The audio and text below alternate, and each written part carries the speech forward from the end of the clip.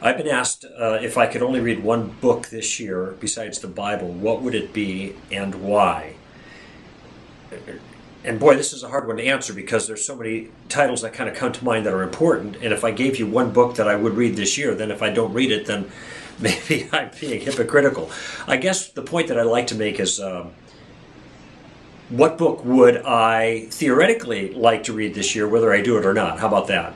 And there are actually two that come to mind rather quickly. One is Stephen Meyer's book, The Signature in the Cell, and this book is big, but it is such a significant work that covers so much ground that deals with the science issues, the evolution issue, and the issue of the atheist, because he answers challenges from atheists there, and it's so well written.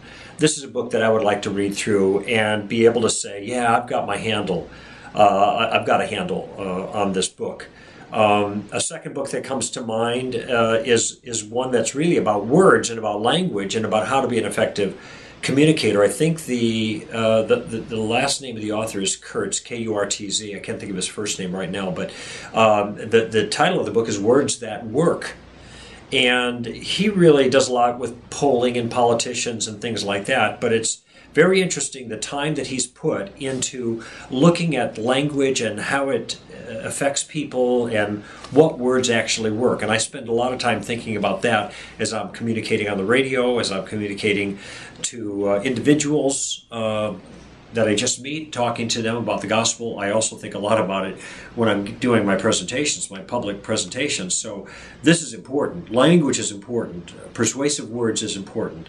And what he's done is he's looked really hard at it and done a lot of analysis in terms of what persuades people and what gets them thinking and what are positive words, what are negative words, that kind of thing.